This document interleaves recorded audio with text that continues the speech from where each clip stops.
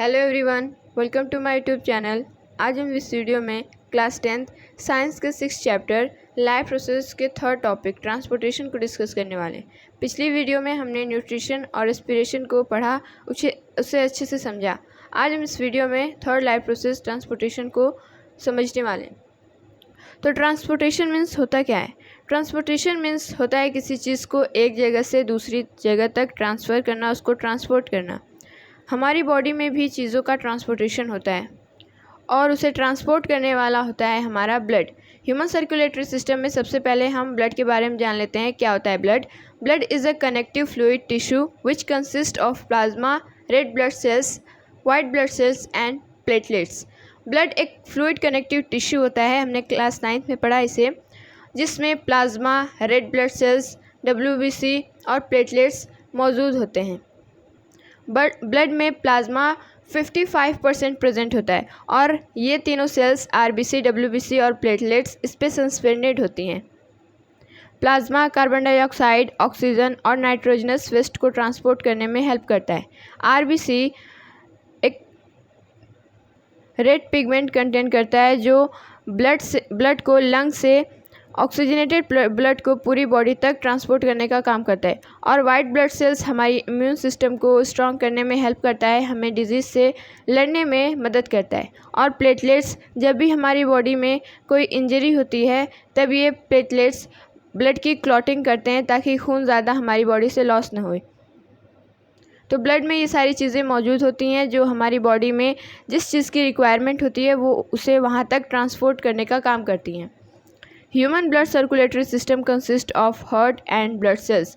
Human blood circulatory system में दो चीज़ें होती हैं, हार्ट और blood vessels. Blood vessels with 3 types की होती हैं, आर्टरीज, वाइन्स और कैपिलरीज। ह्यूमन हार्ट, पहले हम ह्यूमन हार्ट के बारे में जानते हैं।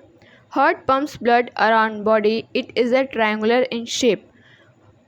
हार्ट हमारी बॉडी का एक पंपिंग सिस्टम होता है जो कि ब्लड को हमारी बॉडी में पंप करता है, उसे ट्रांसपोर्ट करने में हेल्प करता है। It is a triangular in shape और ये रफली ट्रायंगुलर शेप का होता है। Human heart has 4 chambers. Human heart में मेनली 4 चैम्बर्स प्रेजेंट होते हैं। 4 पार्ट्स में ह्यूमन हार्ट डिवाइडेड होता है। Upper 2 chambers are called atria and lower 2 chambers are called ventricles. और ऊपर के दोनों चैम्बर्स होते हैं उन्हें हम एट्रिया बोलते हैं और नीचे वाले दोनों चैम्बर्स को वेंट्रिकल्स बोलते हैं। This chambers are specialised by a particular partition septum. और ये चारों चैम्बर्स एक दूसरे से अलग होते हैं एक पार्टीशन के ज़रिए जिसे हम सेप्टम बोलते हैं। अभी हम इसे डायग्राम की हेल्प से समझेंगे। अगला है valves. Valves present inside heart prevent backflow of blood. और वॉल्व्स ही हमारी हार्ट में प्रेजेंट होते हैं जो कि ब्लड के बैकफ्लो को प्रिवेंट करते हैं। आइए हम इसे डायग्राम्स की हेल्प से समझते हैं। यह है हमारा हार्ट। हार्ट 4 पार्ट्स में डिवाइड होता है। वेंट्रिकल्स, ये नीचे वाले दोनों वेंट्रिकल्स होते हैं और ऊपर के दोनों चैम्बर्स एट्रियम बोलते हैं। और जो लेफ़्ट साइड होता है उसको लेफ़्ट एट्रियम बोला जाता है, लेफ़्ट वेंट्रिकल, राइट वेंट्रिकल और ये है राइट एट्रियम। अब ये चारों चैम्बर्स एक दूसरे से सेपरेट होते हैं एक डिवाइडिंग वॉल जिसे हम सेप्टम बोलते हैं। ये जो आप देख रहे हो इस कलर का, ये सेप्टम है और ये वॉल्व्स हैं। वॉल्व्स का काम क्या होता है, इनका फंक्शन क्या होता है कि ये ब्लड को बैकफ्लो होने से प्रिवेंट करते हैं, बचाते हैं।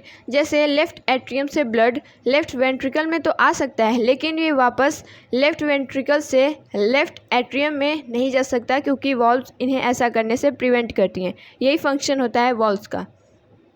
हार्ट की लेफ़्ट साइड में यानी इस साइड में ऑक्सीजनेटेड ब्लड होता है, इसीलिए हमने इसे रेड कलर से दिखाया है। और हार्ट के राइट साइड में डीऑक्सीजनेटेड ब्लड होता है, यानी ऐसा ब्लड जिसमें CO2 की अमाउंट ज़्यादा हो। अब हम वेना कावा, ऑर्टा, इनके बारे में आगे डिस्कस करने वाले हैं। हमने हार्ट का डायग्राम देखा, उसे समझा। अब हम देखते हैं कि हार्ट ट्रांसपोर्टेशन में, सर्कुलेशन में हेल्प कैसे करता है, वो फंक्शन कैसे करता है। पहले, when muscles of all 4 chambers are in relaxed state, pulmonary vein brings oxygenated blood from lungs into left atrium. जब वो चारों चैम्बर्स रिलैक्स्ड स्टेट में होते हैं तब पल्मोनरी वाइन, एक तरह की वाइन होती है, ब्लड वेसल्स होती है जो ऑक्सीजनेटेड ब्लड लाती है लंग से लेफ्ट एट्रियम में यानी हार्ट में। फिर उसके बाद क्या होता है, muscles of left atrium pushes oxygenated blood in left ventricle. और जब ये लेफ्ट एट्रियम की मसल्स कॉन्ट्रैक्ट करती हैं तब ये ऑक्सीजनेटेड ब्लड को पुश कर देती हैं लेफ्ट वेंट्रिकल में। फिर जब ब्लड लेफ्ट वेंट्रिकल में आता है तब muscles of left ventricles contract and blood is pushed through aorta to whole body. और फिर जब ब्लड लेफ्ट वेंट्रिकल में पहुंच जाता है तो जब लेफ्ट वेंट्रिकल कॉन्ट्रैक्ट करता है तो वो ब्लड ऑर्टा के थ्रू पूरी बॉडी तक ट्रांसपोर्ट होता है लंग्स को छोड़ के। और ये जो ऑर्टा होती है ये हमारी लार्जेस्ट आर्टरी होती है। आइए इसे डायग्राम से समझते हैं। ये हार्ट है और ये आप देख रहे हो ये पल्मोनरी वाइन है। यही लंग से ऑक्सीजनेटेड ब्लड को हमारे हार्ट तक लाती है और इसे लेफ्ट एट्रियम में पहले लाती है। फिर जब लेफ़्ट एट्रियम कॉन्ट्रैक्ट करता है तब ये ब्लड लेफ़्ट वेंट्रिकल में चला जाता है। लेफ़्ट वेंट्रिकल में जाने के बाद जब लेफ़्ट वेंट्रिकल कॉन्ट्रैक्ट करता है तो यही ऑक्सीजनेटेड ब्लड इस ऑर्टा के थ्रू पूरी बॉडी तक चले जाते हैं, ट्रांसपोर्ट किए जाते हैं। एक बार फिर से, पल्मोनरी वाइन लंग से ऑक्सीजनेटेड ब्लड को लाती है। ऑक्सीजनेटेड ब्लड पहले हमारे हार्ट के लेफ़्ट एट्रियम में एंटर करता है, इसके बाद ये लेफ़्ट वेंट्रिकल में एंटर करता है, उसके बाद लेफ़्ट वेंट्रिकल से ये ऑर्टा के थ्रू हमारी पूरी बॉडी में ट्रांसपोर्ट कर दिया जाता है। अब उसके बाद after that deoxygenated blood from body reaches right atrium through vena cava. उसके बाद हमने देखा जब ऑर्टा से ऑक्सीजनेटेड ब्लड हमारी पूरी बॉडी में ट्रांसपोर्ट होता है तो वो हर एक सेल तक जाता है और सेल्स में रेस्पिरेशन की प्रोसेस हो रही होती है, ये हम जानते हैं। फिर जब रेस्पिरेशन की प्रोसेस होती है तो जो ब्लड में ऑक्सीजन मौजूद होते हैं उसको रेस्पिरेशन के लिए यूज़ कर लिया जाता है। यूज़ करने के बाद जो प्रोडक्ट आता है वो होता है कार्बन डाइऑक्साइड और वाटर। उसके बाद यही कार्बन डाइऑक्साइड उस ब्लड में मिक्स होके यानी ब्लड डीऑक्सीजनेटेड हो रहा है यहाँ पे, फिर ये हमारे हार्ट तक दोबारा आते हैं। After that deoxygenated blood from body reaches right atrium through vena cava. और ये राइट एट्रियम में पहले इंटर करते हैं वेना कावा के through. The blood reaches in right ventricle. और जब ये राइट एट्रियम कॉन्ट्रैक्ट करता है तब ये ब्लड राइट वेंट्रिकल में जाता है। फिर राइट वेंट्रिकल जब कॉन्ट्रैक्ट करता है तब when right ventricle contract deoxygenated blood pumped into lungs through pulmonary artery. और जब ये हमारा राइट वेंट्रिकल कॉन्ट्रैक्ट करता है जो कि एक चैम्बर होता है हार्ट का, तब जो डीऑक्सीजनेटेड ब्लड उसमें प्रेजेंट होता है वो पल्मोनरी आर्टरी के थ्रू लंग्स तक जाता है। अब लंग्स तक जाने के बाद क्या होता है, जब ये लंग्स तक जाता है तब वहाँ पर ये ऑक्सीजनेटेड हो जाता है क्योंकि वहाँ पर रेस्पिरेशन यानी एलिमिनेशन ऑफ कार्बन डाइऑक्साइड और इनटेक ऑफ ऑक्सीजन की प्रोसेस हो रही होती है। तो वहीं पर ये डीऑक्सीजनेटेड ब्लड जाकर ऑक्सीजनेटेड ब्लड में कन्वर्ट हो जाता है। फिर ये ऑक्सीजनेटेड ब्लड फिर हमारी पल्मोनरी वाइन के थ्रू हमारे हार्ट में इंटर करता है। उसके बाद ये सारी प्रोसेस चलती रहती हैं। एक बार डायग्राम से समझ लेते हैं। पहले पल्मोनरी वाइन लंग से ऑक्सीजनेटेड ब्लड को हमारी हार्ट तक लेफ़्ट एट्रियम में लाती है। लेफ़्ट एट्रियम में ब्लड जाने के बाद ये लेफ़्ट वेंट्रिकल में आता है और लेफ़्ट वेंट्रिकल के बाद ये ऑर्टा के थ्रू हमारी पूरी बॉडी में ट्रांसपोर्ट कर दिया जाता है। फिर जब हमारी पूरी बॉडी में ब्लड जा रहा होता है तो वहाँ पर हर एक सेल में, बॉडी के हर एक सेल में रेस्पिरेशन की प्रोसेस हो रही होती है। फिर जब ये रेस्पिरेशन की प्रोसेस हो रही होती है तो प्रोडक्ट के फॉर्म में कार्बन डाइऑक्साइड और वाटर रिलीज़ होता है। फिर वही कार्बन डाइऑक्साइड उस ब्लड से मिक्स होके दोबारा हार्ट तक आता है वेना कावा के थ्रू, जो कि लार्जेस्ट वाइन होती है हमारे बॉडी की। फिर वेना कावा उस डीऑक्सीजनेटेड ब्लड को पहले राइट एट्रियम में लाता है। राइट एट्रियम जब कॉन्ट्रैक्ट करता है तब ये ब्लड जाता है राइट वेंट्रिकल में। फिर जब राइट वेंट्रिकल कॉन्ट्रैक्ट करता है तब ये पल्मोनरी आर्टरी के थ्रू दोबारा लंग्स तक पहुंच जाता है। फिर लंग्स के पास जाने के बाद वो ब्लड फिर से ऑक्सीजनेटेड होता है और ये प्रोसेस चलती रहती है। यानी हमारे हार्ट का फंक्शन ही यही होता है कि वो ब्लड को पंप करे, ट्रांसपोर्ट करे और उसकी स्पीड को, ब्लड की स्पीड को मेंटेन रखे। आगे बढ़ते हैं। अब अगली टॉपिक है हमारी double circulation. In human circulatory system, circulation of blood from heart to lungs and back to heart is called pulmonary circulation. हमारे सर्कुलेटरी सिस्टम में, ट्रांसपोर्टेशन सिस्टम में, जब ब्लड हार्ट से लंग्स में और लंग्स से दोबारा हार्ट में, यानी 2 बार हार्ट से पास करता है, तब उसको बोला जाता है पल्मोनरी सर्कुलेशन। और and circulation of blood from heart to rest of body and back to heart is called systematic circulation. और जब हार्ट से ब्लड का सर्कुलेशन पूरी बॉडी तक होता है और पूरी बॉडी से ये दोबारा ब्लड हार्ट तक आता है, तब उसको बोलते हैं सिस्टमैटिक सर्कुलेशन। जब ब्लड हार्ट से लंग्स में जाता है और लंग्स से दोबारा हार्ट में आता है, तब उसे बोला जाता है पल्मोनरी सर्कुलेशन। और जब ब्लड हार्ट से पूरी बॉडी में जाता है और पूरी बॉडी में जाने के बाद वो दोबारा से हार्ट में आता है, तब उसे बोला जाता है सिस्टमैटिक सर्कुलेशन। ये टर्म्स आपको ध्यान रखने हैं। इन सच circulation system in which blood travels twice through the heart in a complete cycle is called double circulation। और ऐसा ही सर्कुलेटरी सिस्टम जिसमें ब्लड हार्ट से 2 बार ट्रैवल करे अपने एक कंप्लीट साइकिल में, ऐसे ही सिस्टम को डबल सर्कुलेशन सिस्टम बोला जाता है। हमारी बॉडी में, हमारे हार्ट में डबल सर्कुलेशन देखने को मिलता है, लेकिन कई ऑर्गेनिज्म ऐसे भी होते हैं जिनमें सिंगल सर्कुलेशन ही देखने को मिलता है, जैसे फ़िश में सिंगल सर्कुलेशन इसलिए होता है क्योंकि फ़िशेस के हार्ट में सिर्फ 2 ही चैम्बर मौजूद होते हैं, जिसकी वजह से वो सिंगल साइकिल में हार्ट में ब्लड एक ही बार पहुंच पाता है, और इसीलिए फ़िशेस में सिंगल सर्कुलेशन होता है। इसे हम अपनी बुक में एक डायग्राम दिया गया है, उससे समझते हैं। ये हमारा हार्ट और ये प्रेजेंट है चारों चैम्बर्स। पहले लेफ़्ट एट्रियम में पल्मोनरी वाइन ब्लड लाती है, ऑक्सीजनेटेड ब्लड लंग से, ये है लंग कैपिलरीज। और इसके बाद ये लेफ़्ट वेंट्रिकल में आता है। लेफ़्ट वेंट्रिकल के बाद ये ऑर्टा के थ्रू पूरी बॉडी तक जाता है। पूरी बॉडी में जाने के बाद ये रेस्पिरेशन की प्रोसेस जहाँ हो रही होती है वहाँ पर ये डीऑक्सीजनेटेड हो जाता है। फिर डीऑक्सीजनेटेड ब्लड पूरी बॉडी से वेना कावा के थ्रू हमारे हार्ट में इंटर करते हैं ये राइट एट्रियम के बाद ये राइट वेंट्रिकल में जाते हैं। राइट वेंट्रिकल के बाद ये पल्मोनरी आर्टरी के थ्रू दोबारा से लंग्स में जाते हैं, और यही सर्कुलेशन चलती रहती है। तो आप देख रहे हो कि इसमें ब्लड 2 बार हार्ट से पास हुआ है, तो 2 बार पास होने की वजह से इसी को बोला जाता है डबल सर्कुलेटरी सिस्टम। हमारी बॉडी में ब्लड के अलावा एक और ट्रांसपोर्टेशन सिस्टम होता है जिसे हम बोलते हैं लिम्फेटिक सिस्टम। लिम्फ एक तरह का कलरलेस फ्लूइड कनेक्टिव टिश्यू होता है जो कि ट्रांसपोर्टेशन करने का काम करता है। इसमें ब्लड के कंपैरिजन में कम प्रोटीन होता है, लेस प्रोटीन मौजूद होता है।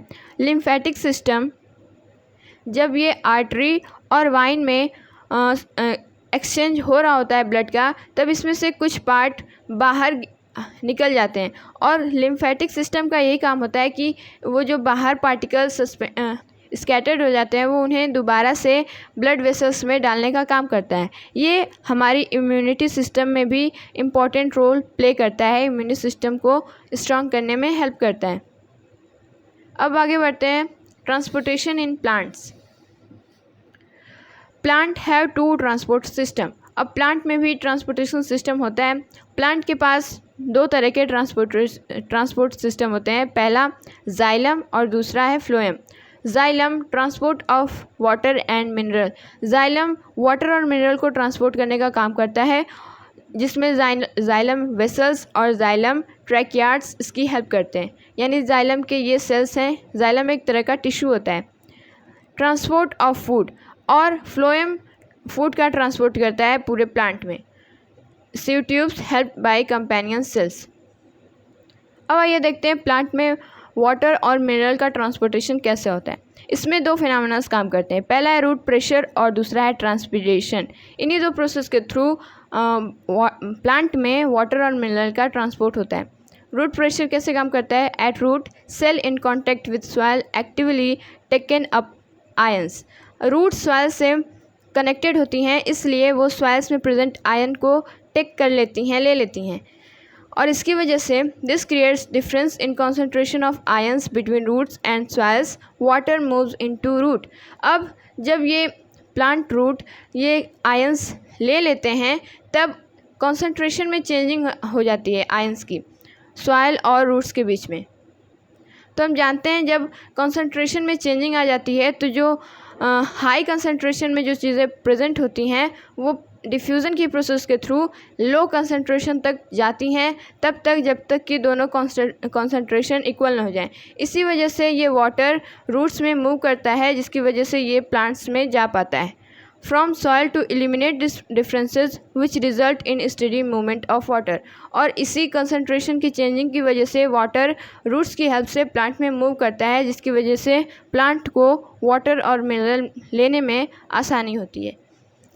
अगली प्रोसेस होती है transpiration. Evaporation of water molecule from stomata creates suction which pulls water from xylem cells of roots. Transpiration जब प्लांट्स की लीव्स में से वाटर वेपर की फॉर्म में लॉस हो जाता है, उसी प्रोसेस को बोला जाता है ट्रांसपिरेशन। जब ट्रांसपिरेशन होता है तब ये वॉल्स स्टोमेटा में एक सक्शन क्रिएट कर देता है, जिसकी वजह से ये जाइलम सेल्स रूट से वाटर को ऊपर तक ले जाते हैं, पुल करते हैं। It also help in temperature regulation. और ये ट्रांसपिरेशन प्लांट्स के टेम्परेचर को रेगुलेट करने का काम करता है। Transpiration occur mostly during day and can transport water over highest point of the plant body।